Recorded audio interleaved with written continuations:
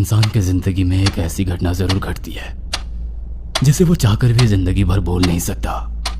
मेरा नाम है धीरज सालुंके और मेरे साथ भी एक ऐसी ही घटना घटी है जिसे मैं पिछले 18 साल से बोल नहीं पा रहा। ये बात है 2005 की, जब मैं मेरी आई के साथ लातूर से बोरगांव गांव शिफ्ट हुआ था। बोरगांव मेरे आजूबा का यानी कि मेरी आई के बाबा का गांव था। तब मैं 18 साल का लड़का था। मेरे पापा ने एक पराई औरत की खातिर मेरी आई को छोड़ दिया था। तभी से मैं आई के साथ रह रहा था और उन दिनों ही मेरा लातूर में बाइक एक्सीडेंट हो गया था, जिसके बाद ठीक होते ही हम दोनों लातूर छोड़कर बोरगांव शिफ्ट हुए थे। परिवार में अब सिर्फ मैं और आई दोनों ही बचे थे, क्योंकि आजोबा और आजी चल बसे थे और मेरी आई आजी आजोबा की एकलौती संतान थी। उनके जाने के बाद उनकी सारी प्रॉपर्टी मेरी आई के नाम हो गई थी। मेरे आजोबा उस गांव के पाटिल थे। उनका वाड़ा गांव के बाहर खेतों में था। हम दोनों उस 2 मंजिले वाड़े में रहने लगे थे। मुझे पहले से ही दूसरी मंजिल के कमरे पसंद थे, इसलिए मैंने दूसरी मंजिल का एक कमरा ले लिया। वाड़े के पीछे एक तालाब था। उस तालाब तक जाने का रास्ता बगीचे से गुजरता था।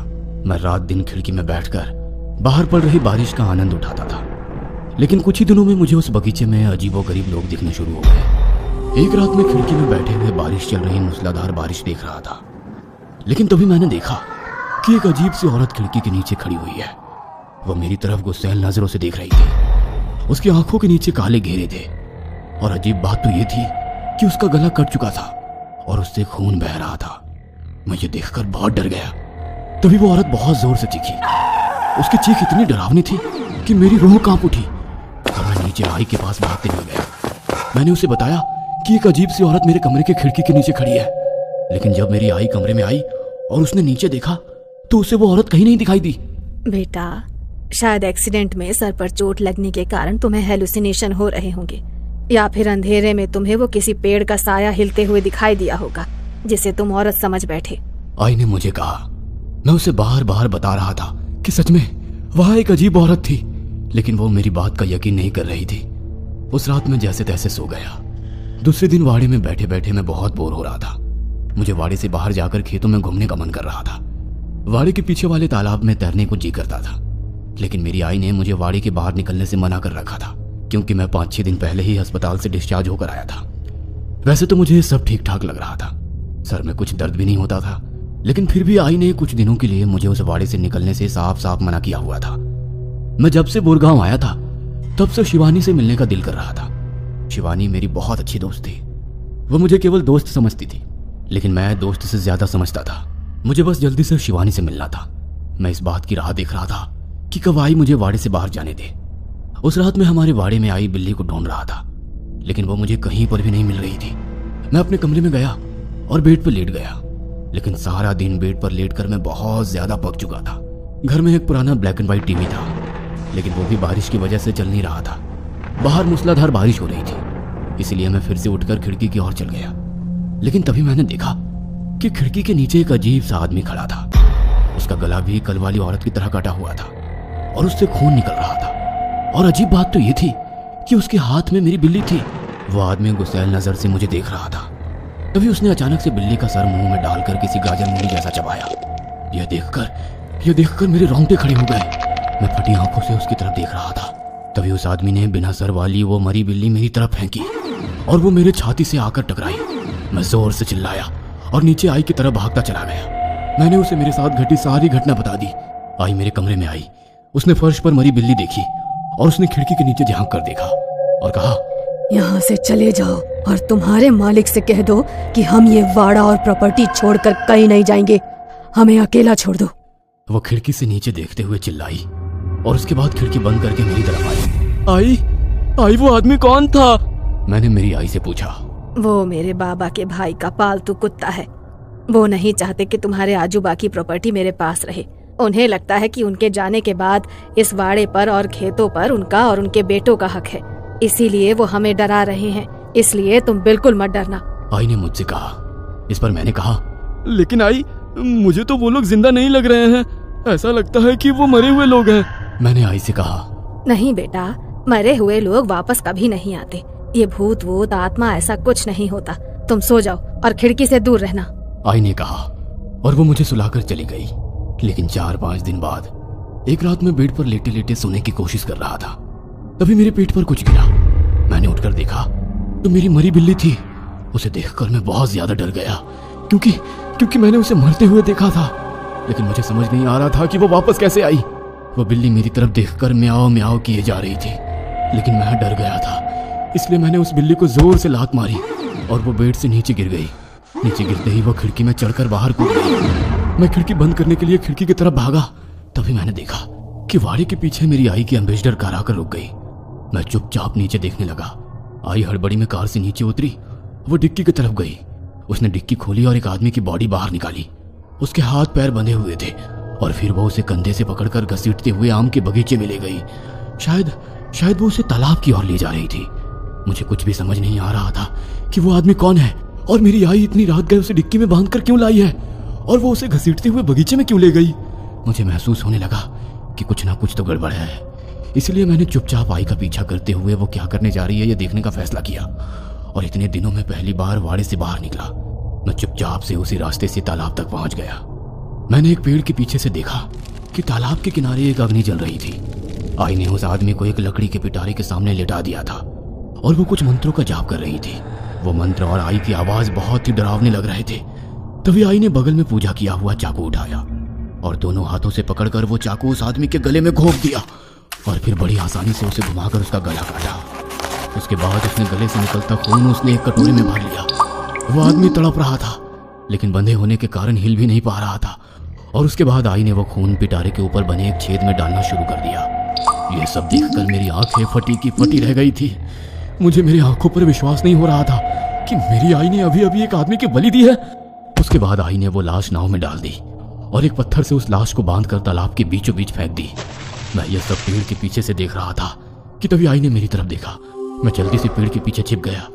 कुछ देर बिताने के बाद मैंने तालाब की ओर देखा तो आई वहां से गायब हो गई थी। तभी मुझे मेरे पीछे से पैरों की आवाज सुनाई दी। मैंने मुड़कर देखा तो मेरे पीछे आई खड़ी थी, जो बहुत ही डरावनी दिख रही थी।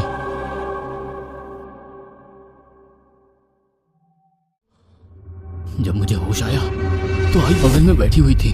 मुझे पता है कि तुम मुझसे क्या पूछने वाले हो। मेरे पास उसका जवाब है।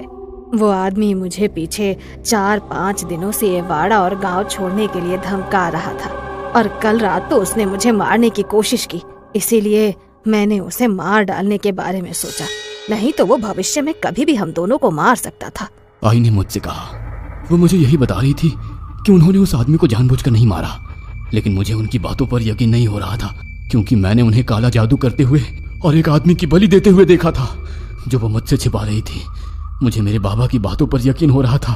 वो मुझसे कहते थे कि तेरी आई चेटकिन यानी कि डायन है, वो लोगों पर काला जादू करती है और मेरी आई ने ही मेरे पिताजी की आई बाबा को यानी कि दादा दादी को काला जादू करके मार डाला था, क्योंकि मेरे बूढ़े दादा दादी मेरे आई को बोझ लग रहे थे और इसी वजह से उन्होंने मेरी आई को छोड़ दिया था। लेकिन मेरी आई मेरे बाबा के बारे में मुझे भड़काती थी। वो कहती थी कि बाबा किसी पराई औरत के चक्कर में पड़ चुके हैं, इसलिए मुझे छोड़ने के बहाने ढूंढ रहे हैं। इस वजह से मैं भी बाबा से गुस्सा था और मैंने बाबा को छोड़कर आई के साथ रहने का तय किया था। उसके बाद मुझे मेरे बाबा कहीं दिखाई नहीं दिए। शायद मेरी आई ने ही उनके साथ कुछ किया था। 2-3 दिन ऐसे ही बीत गए। फिर एक बार वो एम्बेसडर कार आई रात के 2 बजे। कार से नीचे उतरी और उसने मेरी खिड़की की तरफ देखा, लेकिन मैं खिड़की के पास से छिपकर सब कुछ देख रहा था। उसने कार की डिक्की खोली। इस बार कार से 7-8 साल की एक बच्ची निकाली। उसने उस फूल जैसी बच्ची को उठाया और बगीचे में चल गई। मैं जानता था कि वो इसकी भी बलि चढ़ा देगी। जी कर रहा था कि उसका गला घोट दूं, पर यह कैसे करता। आखिर वो थी तो मेरी माँ। मैं खुद को बेबस महसूस कर रहा था। न जाने वो कैसे उस बच्ची को उठा लाई थी। कुछ सुबह के 5-6 बजे वो बाड़ी में लौट आई। उसी रात मैं खिड़की में बैठकर बाहर चल रही बारिश देख रहा था और आई के बारे में सोच रहा था। मैं सोच रहा था कि कहीं मेरी आई सच में डायन तो नहीं है। कहीं एक दिन वो मेरी भी तो बलि नहीं चढ़ाएगी, क्योंकि मैंने एक बूढ़े से सुन रखा था कि डायनें जब बूढ़ी हो जाती हैं और उनकी शक्तियां कम होने लगती है तो वो अपने खुद के ही बच्चों की बलि चढ़ाती है और अपनी आयु को बढ़ाती है। मैं ये सोच ही रहा था कि तभी मैंने आम के बगीचे में एक छोटी बच्ची को आते हुए देखा। उसे देखकर मेरी आंखें चमक उठी। मुझे लगा कि मेरी माँ को शायद उस बच्ची पर दया आ गई होगी और उसने उसको जिंदा छोड़ दिया होगा, लेकिन मैं गलत था। वो जब खिड़की के नीचे आकर खड़ी हुई तो मैंने देखा कि वो मर चुकी है, क्योंकि उसके गले पर गला चीरने के निशान थे और उससे खून बह रहा था और अब उसकी आत्मा वहां पर आई थी। वह छोटी बच्ची मेरी तरफ गुस्सैल नजर से देख रही थी।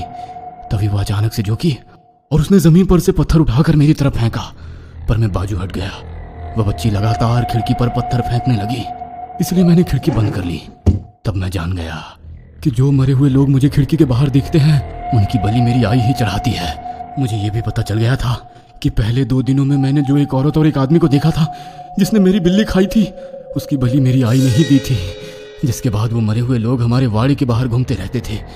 उस दिन के बाद वही बलि का सिलसिला शुरू हो गया। मेरी आई हर 4-5 दिन बाद रात को कार में किसी न किसी इंसान को बांध के ले आती और उसकी बलि उस लकड़ी के पिटारे को चढ़ा देती। कभी बूढ़ा, कभी 1 साल की बच्ची, कभी 18-19 साल का लड़का, नौजवान आदमी, ऐसे कई लोगों की उसने बलि चढ़ाई थी और मैं केवल देखता रहता था। उन सभी बलि दिए गए इंसानों की आत्माएं एक साथ मेरी खिड़की के नीचे खड़ी रहती थी और मेरी तरफ गुस्सैल नजरों से देखती थी। मैं मेरी आई से नफरत करने लगा था क्योंकि उसने मेरे दादा दादी और बाबा को मुझसे दूर कर दिया था और किसी मकसद के लिए वो बेगुनाह लोगों की बलि चढ़ा रही थी। उसने छोटे बच्चों और बूढ़ों तक को नहीं छोड़ा था, लेकिन अब मैं सहन नहीं कर सकता था। मैं एक दिन आई के पास गया और बोला, आई, और कितने बेगुनाहों की बलि चढ़ाओगी? बस करो तुम्हारा ये काला जादू। तुम क्यों उनकी बलि चढ़ा रही हो? वक्त आने पर मैं तुम्हें सब कुछ बता दूंगी, उसने कहा और मेरी बातों को नजरअंदाज कर दिया। मेरी आई मेरी एक बात भी नहीं सुन रही थी और मासूम लोगों की बलि चढ़ाई जा रही थी। एक रात वो हमेशा की तरह कार में वाड़े के पीछे आई। उसने कार की डिक्की बाहर निकाली और मेरी ही उम्र की एक लड़की को बाहर निकाला। मैंने गौर से उसे देखा तो वो शिवानी थी। मैं जब भी आजूबा के गांव आता था तो उसके साथ अपना पूरा दिन बिताता था। खैर, अजीब तो ये था कि वो आज शिवानी की बलि चढ़ाने वाली थी। मैं उससे बहुत प्यार करता था। मैं उसे अपनी आंखों के सामने दूसरे लोगों की तरह बलि चढ़ते हुए नहीं देख सकता था। मैं मेरे आजूबा के कमरे में गया और मैंने अलमारी से उनकी शॉटगन निकाली और बगीचे से होकर तालाब की ओर भागा। जब मैं वहां पहुंचा तो मेरी आई शिवानी के गले में चाकू घोंपने ही वाली थी कि उतने में मैं वहां पहुंच गया था। शिवानी हिलने की कोशिश कर रही थी, लेकिन बंधे होने के कारण वो हिल नहीं पा रही थी। आई, रुक जाओ, शिवानी को छोड़ दो, मैंने दूर से कहा। नहीं बेटा, मैं इसे नहीं छोड़ सकती। ये आखिरी बलि है और बलि का आखिरी दिन। वो देखो, आसमान में लाल चांद निकल आया है। सिर्फ 1-2 मिनट में ये चांद सफेद हो जाएगा और अगर इसी समय मैंने इसकी बलि नहीं चढ़ाई तो फिर मैं अपना सब कुछ खो दूंगी। आई हवा में चाकू उठाते हुए बोली, नहीं आई, मैं उससे प्यार करता हूँ। उसने तुम्हारा कुछ नहीं बिगाड़ा है। मैं तुम्हें अब एक और भी मासूम की बलि चढ़ाने नहीं दूंगा और अगर तुमने कोशिश की तो मैं तुम्हें। ऐसा बोलते हुए मैं चुप हो गया। क्या तू तेरी आई को मार देगा? बेटा, सिर्फ इस बार मुझे माफ कर दे और ये बलि चढ़ाने दे। मुझे मत रोक। देखो, लाल चांद सफेद हो रहा है, वो देख। वह चांद की तरफ उंगली करते हुए बोली और उसने शिवानी के गले में चाकू घोंपने के लिए दोनों हाथ से चाकू उठाया। मैंने देखा कि लाल चांद धीरे धीरे सफेद हो रहा है। आई! मैं जोर से चिल्लाया। मेरी आई ने मुड़कर देखा और मैंने तभी उसके मुंह पर गोली चलाई। शॉटगन से निकली उस गोली से आई का चेहरा फूट गया और टुकड़ों टुकड़ों में बिखर गया और वो नीचे गिर गई। वह जमीन पर हाथ पैर हिलाते हुए तड़पने लगी। उसके सर के टुकड़े जमीन पर बिखरे हुए थे, लेकिन मुझे उस निर्दयी औरत पर जरा सी भी दया नहीं आ रही थी। मैं आई से नफरत करने लगा था। मैं बहुत ज्यादा गुस्से में था। मैं आई को छोड़कर शिवानी की तरफ भागा और उसे रस्सी से छुड़ाया। क्या तुम ठीक हो? मैंने उसे पूछा, लेकिन उसने मेरी माँ की तरफ देखा और जोर से चीखी। उसके बाद वो वहां से पागलों के जैसे देखने लगी और वहां से भाग गई। मैंने उसे पीछे से आवाज लगाई, लेकिन वो नहीं रुकी।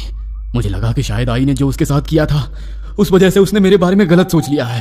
तभी मेरी नजर उस लड़की के पिटारे पर पड़ी। मैं देखना चाहता था कि आई उस पिटारे को बलि क्यों चढ़ाती थी। ऐसा क्या था उस बक्से में? मैंने उस पिटारे का ताला तोड़ा और जब मैंने उसे खोला तो मेरे पैरों तले जमीन खिसक गई। मेरी आंखें फटी की फटी रह गई। मैंने जो कुछ देखा वो समझ के परे था, क्योंकि उस पिटारे में मेरी ही लाश थी। मेरी आई बलि चढ़ाकर उन लोगों का खून मेरे मरे हुए शरीर को चढ़ाती थी।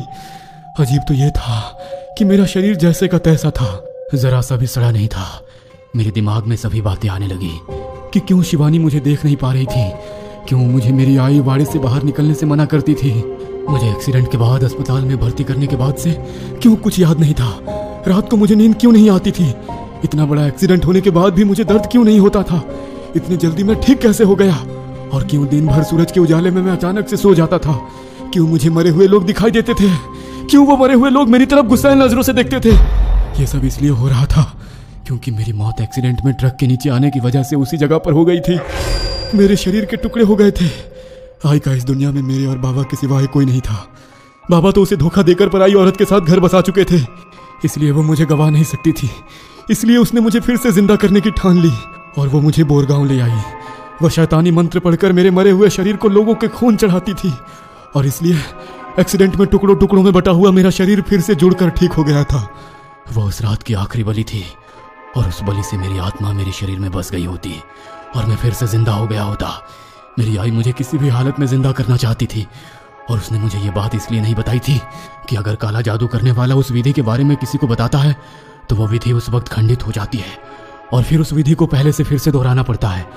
इसलिए आई ने मुझे कहा था कि मैं वक्त आने पर तुम्हें सब कुछ बता दूंगी। वह कहती रही कि अगर इसी समय मैंने इसकी बलि नहीं चढ़ाई तो फिर मैं अपना सब कुछ खो दूंगी, लेकिन मैं उसकी बातें समझ नहीं पाया। मैं उस पर शक करने लगा था, यहाँ तक कि मैं उसे मेरे आजी आजोबा का कातिल समझ बैठा था और ये भी समझ बैठा था कि जरूर आई ने ही बाबा के साथ कुछ गलत किया होगा, इसलिए वो मुझसे कभी भी मिलने नहीं आए। लेकिन सच तो ये था कि वो इंसान अपने नए बीवी बच्चों में इतना डूबा हुआ था कि वो मुझे भूल गया था। उसे बस जैसे तैसे आई और मुझसे छुटकारा चाहिए था, इसीलिए उसने आई को चेटकिन काला जादू करने वाली कहा और फिर हम दोनों को छोड़कर चला गया। मेरी आंखों में आंसू आ गए और मैं रो पड़ा, क्योंकि जिस आई को मैं डायन समझता था वो असल में मेरे लिए देवी थी। वह बस मुझे जिंदा करना चाहती थी और मैं उस पे बेमतलब गुस्सा करता रहा। एक लड़की के खातिर मैंने खुद की ही माँ को मार डाला, उसके सर के टुकड़े कर दिए। मेरी वजह से मेरी आई मारी गई, मैं ही उसका खूनी हूँ और ये हादसा मुझसे बुलाया नहीं जा रहा है कि मैं ही आई का कातिल हूँ। अब मैं उस दिन से ही मेरी आई के साथ इस बाड़े में रहता हूँ। हमारी आत्माएं यहीं भटकती है